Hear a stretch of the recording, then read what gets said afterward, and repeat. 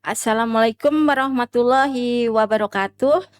Halo sahabat Bawaslu di rumah, ketemu lagi kita dalam acara podcast Bawar Banyumas Ngobrol, podcast terbaik segalaksi Bima Sakti. Untuk edisi kali ini kita ada narasumber spesial yang udah datang jauh-jauh ya Bu ke sini ya. Ini beliau adalah Ibu Dewi Kurniasih, di mana beliau adalah Ketua Pertuni di cabang Banyumas. Gimana kalau kita tanya-tanya dulu ya tentang asal usulnya Ibu Dewi. Oke. Halo Ibu, selamat pagi Bu. Selamat pagi Mbak Vicky, gimana, punya kabar sehat? Alhamdulillah, sama-sama Oke sehat deh. ya Bu ya. Alhamdulillah, doa terbaik Sama-sama pastinya. bahagia juga ya Bu ya. Pastinya Pak. Selalu semangat. Oke. Iya.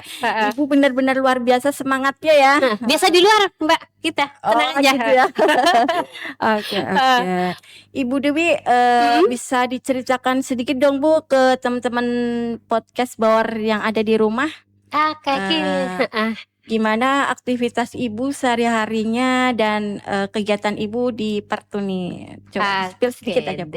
Assalamualaikum sahabat Bawar Banyumas semuanya. Dwi Kurniasih dari Pertuni, Persatuan Tunanetra Indonesia Cabang Banyumas, hadir di acara Bawar gitu ya Mbak ya. Iya. Dan sedikit menceritakan Dwi disabilitas netra dewasa yang tadinya dikasih nikmat penglihatan, alhamdulillah Mbak diambil nikmatnya, kayak gitu, katanya nanti mau diganti dengan surganya Allah. Amin. Ya Rabbal Alamin. Ya, semangat ini Bu. Iya, seperti itu. Dan untuk aktivitas keterbatasan memang iya, tapi tidak jadi batasan kita untuk tetap berkreativitas dan beraktivitas. Mantap. Yup, seperti itu. Dan untuk Pertuni sendiri nih, ada rumah pijatnya nih. Kalau Bawar nih, sahabat Bawar capek lelah promo, bisa deh hadir di rumah pijat Pertuni, Jalan Perintis Kemerdekaan ya Bu ya. Oh iya, oke. Seperti itu. Iya. Ibu Dewi, untuk edisi kita kali ini yang spesial banget ini ya, kita akan sedikit ngobrol tentang pemilu. Pemilu? Iya. Jadi seperti apa sih pemilu buat penyandang disabilitas gitu. Kita akan sedikit ada pertanyaan buat Ibu Dewi. Yep. Oke, mungkin tuh pertanyaan yang pertama ya Bu ya, di mana boleh diceritakan kepada sahabat Bawaslu di rumah berapa kali Ibu sudah menggunakan hak suaranya. Jadi berapa kali sih Ibu Dewi ini sudah mencoblos di TPS, baik sebelum menyandang disabilitas atau sesudahnya. Dan bisa diceritakan mungkin pengalaman Ibu waktu menggunakan hak pilihnya di TPS. Seperti itu ya. Iya. Oke Mbak Vicky nih, tapi kalau kita ceritain berapa kali berarti kita kelihatan tua ya. Malu deh. Ya. Gak apa-apa, boleh lebih tua, semangat tetap muda Ibu. Itu hanya sebelah angka gitu ya Mbak Vicky. Dalam keadaan disabilitas kita udah pernah 3 kali menoblos dalam itu kondisi kita sudah disable netra gitu ya Mbak Vicky ya. Itu terakhir kemarin nih di tahun 2024. Iya, di tahun 2019, terus di tahun 2014 seperti itu. Tapi perbedaan banyak banget gitu Mbak Vicky. Iya, jadi setiap pemilu itu beda-beda pengalaman Ibu saat datang ke TPS. Pastinya. Mungkin Ibu waktu datang ke TPS itu menggunakan kursi roda atau jalan sendiri atau ada yang mendampingi Ibu? Kalau pas di tahun 2014, kalau nggak salah ingat gitu ya, rada-rada samar gitu ya, abu-abu, itu kita masih sama saudara karena posisi jauh. Jadi kita naik motor ya, seperti itu. Tapi untuk yang tahun 2024 kemarin, karena paling berjarak sekitar 100 sampai 200 meter, kita jalan ke TPS seperti itu. Oh, gitu ya. Iya. Mungkin bisa diceritakan Ibu bagaimana sih kondisi TPS dari segi kenyamanan, dari segi fasilitas dan segi kemudahan buat disabilitas untuk bisa datang ke TPS-nya. Oke, ini mewakili untuk disabilitas netra khususnya yang di Pertuni gitu ya Mbak? Iya betul. Bukan cuma pengalaman Dwi karena kita sering sharing gitu ya. Iya. Jadi ternyata sama ya kayak gini gitu ya. Iya, boleh diceritakan Ibu. Untuk kespesialan pastinya kita spesial walaupun itu antri sampai 5 meter atau 100 meter pun kita pasti diutamakan. Kita pasti nomor 1 seperti itu ya. Jadi nggak Langsung perlu mengantri ya? enggak, Ya, prioritas begitu ya? pastinya pokoknya kita diutamakan gitu ya, tanpa hambatan untuk disabilitas gitu Mbak Vicky. Terus di sana langsung kita ke panitia, terus disodorkan karena kita kan di Fable Netra nih. Nah, otomatis kan kita ada pendamping. Nah, pendamping yang sudah ditunjuk dari tim panitia TPS tersebut yang sudah dapat mandat mungkin ya, amanah untuk mendampingi para disabilitas seperti itu.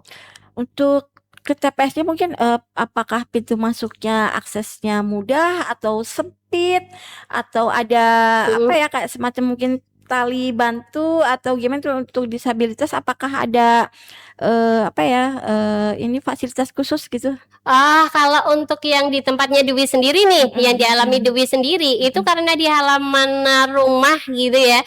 Jadi ya masih ada batu, terus ada belum dispesialkan untuk disabilitas. Kalau untuk netra sendiri kan itu mudah ya, kita masih bisa jalan sama orang, tapi itu nggak bakalan akses untuk maaf disabilitas daksa yang menggunakan kursi roda. Itu susah Gitu seperti ya. itu. Dan untuk alat mencoblosnya mungkin untuk disabilitas netra kan ada tuh alat bantunya namanya template ya. Iya. Maksudnya bentuk mungkin pilihannya dalam bentuk huruf braille itu. Ibu Dewi menemukan nggak di TPS tersebut? Belum nemuin, kita belum. juga nanya ya ke panitia. Aduh. Ini ada braille enggak sih? Kayak gitu. Terus jawaban dari panitia, enggak ada. Ini kan sudah ada pendamping yang nantinya bisa menjelaskan seperti gitu. itu. Berarti masih mengandalkan pendamping ya dalam menggunakan hak pilihnya ya. Oke. Untuk Ibu Dewi sendiri mungkin sering ya mengadakan pertemuan dengan teman-teman sesama disabilitas di mana mungkin membahas berbagai masalah termasuk khususnya masalah tentang pemilu atau tentang TPS. Bisa diceritakan nggak ini ke sahabat Bawaslu di rumah? Sharingnya Ibu Dewi dan teman-teman mengenai khususnya ini TPS ya, tentang fasilitas juga pengalaman mereka untuk mencoblos di TPS itu seperti apa Bu? Itu rasa yang dirasa sama saudara disabilitas netra gitu ya Mbak Vicky ya. Kalau yang dirasa itu gini loh, kami itu disabilitas netra. Terkadang itu di saat musim-musim pemilu seperti itu kan harusnya ada panitia nih yang mensosialisasikan siapa aja sih. Ya misalkan nih pemilihan bupati gitu kan. Otomatis kan ada balonnya. Nah kita itu paling cuma dengar tapi nggak pernah disosialisasikan ke ibaratnya organisasi disabilitas. Mereka sosialisasi tapi di tingkat desa. Di tingkat desa itu terkadang desa itu masih memicingkan mata, mengedipkan mata gitu ya. Ibaratnya nggak peduli prakanggo orang disabilitas. Padahal kita itu kan punya hak sebagai warga negara gitu kan Mbak. Nah terus kan kita punya hak untuk memilih pemimpin kita yang nantinya bisa membangun Indonesia lebih baik lagi seperti itu kan. Cuman kurang ada sosialisasi seperti itu. Terus terkadang dipersusah gitu, dipersulit. Sedangkan kita kan udah agak sedikit ribet untuk orientasi seperti itu kan. Nah, misalkan aslinya Dewi sendiri kan Sakaraja nih Mbak. Misalkan Dewi kerja di Purwokerto nih, Purwokerto Timur. Nah, kita di situ. Nah, kita pengennya kan nyoblos di situ nih, kan gitu kan. Udah laporan nih ke desa ini itu sampai hari H gitu ya pencoblosan itu nggak ada tindak lanjut yang akhirnya hak pilih kami, hak suara kami nggak digunakan. Itu kan sayang kan? Sayang sekali. Iya, seperti itu. Jadi untuk mungkin merasa untuk kesetaraan dalam penggunaan hak pilih masih kurang ya Bu ya, masih kurang diperhatikan ya. Masih kurang Mas. Jadi kata-kata inklusi itu hanya sebuah kata, belum diterapkan di dalam pemilihan untuk kepemimpinan di Indonesia seperti itu. Inklusi loh, setara loh, tapi belum. Kalau menurut Dewi dan teman-teman belum 100% ya. Iya. Berarti menurut pandangan Ibu Dewi dan teman-teman untuk kedepannya mungkin biar untuk semangat menggunakan hak pilihnya tetap terjaga, bahkan lebih semangat lagi, mungkin bisa disampaikan ke teman-teman di rumah atau mungkin ke pihak-pihak yang bersinggungan dengan ini ya, penyelenggaraan pemilu. Harapannya itu seperti apa sih Ibu Dewi dan teman-teman biar untuk partisipasi dari sesama disabilitas tetap semangat Iya. untuk bisa menggunakan hak pilihnya. Harapannya seperti apa sih Bu? Oke. Terutama tentang ini ya, kayak yang tadi ini, fasilitas, aksesibilitas ya, aksesibelnya tuh bisa lebih ditingkatkan atau gimana? Bisa ini Bu sampaikan harapan-harapannya.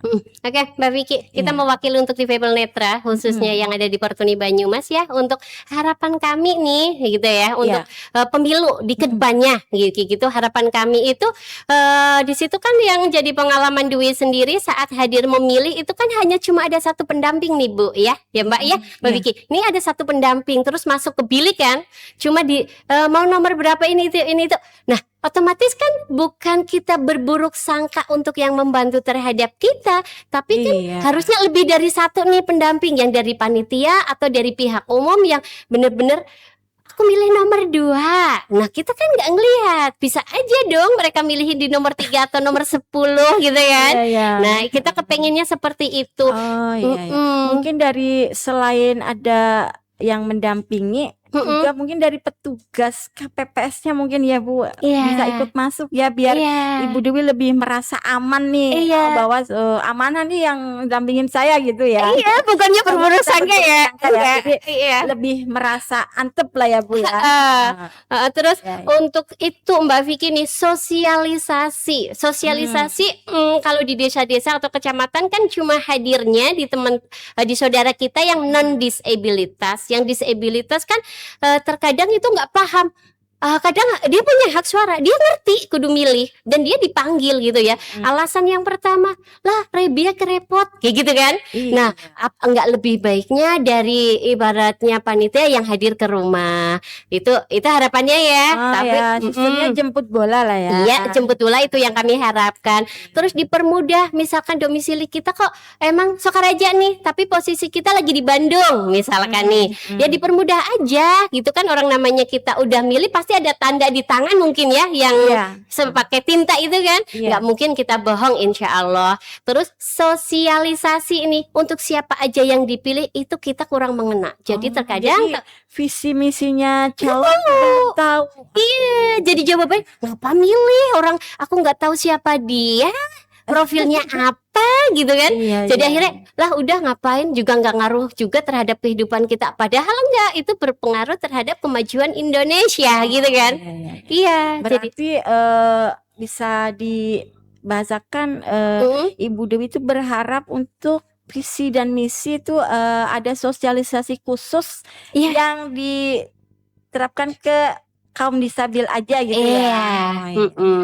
Iya, harapannya atau itu. Mungkin bisa lewat ini ya Bu, medsos, lewat Instagram, bisa apa ya. Jadi harapan Ibu yang sosialisasi secara langsung nih ke disabilitas gitu ya Bu ya. Iya, misalkan mereka silaturahmi ke acara organisasi terus menjabarkan. Nanti kan saudara kita semua disabilitas kan paham nih, khususnya Pertuni kan setiap bulannya ada pertemuan nih, hadir menjelaskan yang harus dipilih ini seperti itu. Biar kita itu ada gambaran. Sosialisasi tatap muka ya. Iya, langsung aja kayak gitu.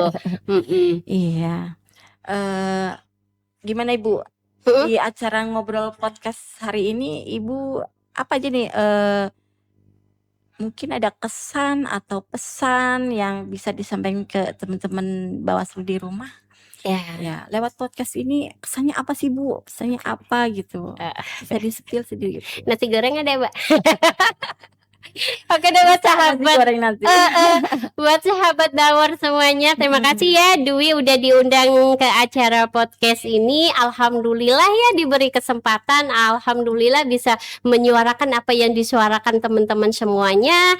Dan harapannya untuk pemilu berapa tahun lagi ke depan itu sesuai dengan yang diharapkan. Diharapkan gimana nih Mbak Vicky? Maksudnya inklusi itu bukan sebuah kata, tapi diwujudkan. kesetaraan. Kita wujudkan kesetaraan di antara kita. Partisipasikan kami, buat kami itu ada, bukan ada karena mereka butuh kita, jadi kita ada. Saat mereka nggak butuh kita, kita diabaikan, kan seperti itu. Jadi harapan kami inklusi itu benar-benar ada. Dengar kami, beri kesempatan kami bisa dan mampu, insya Allah.